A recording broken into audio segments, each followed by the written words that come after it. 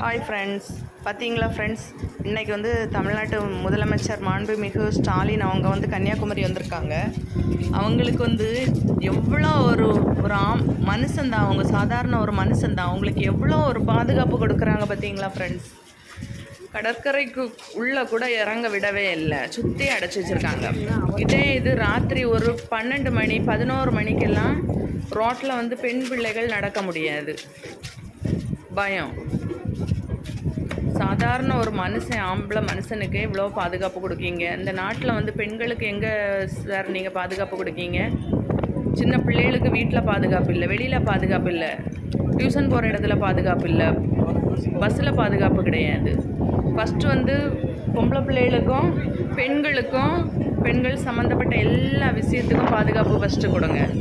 அப்புறமா இந்த மாதிரிப்பட்ட பெரிய பெரிய தலைவர்களுக்கும் அரசியல்வாதிகளுக்கும் பாதுகாப்பு கொடுங்க சார். இந்த பதிவை வந்து ஏற்றுக்கொள்ளுங்க. ஒவ்வொரு நாட்டிலையும் எவ்வளோ பாதுகாப்பு பெண் பிள்ளைகளுக்கு கொடுக்குறாங்க, ரொம்ப கஷ்டமாக இருக்குது சார். பாய்.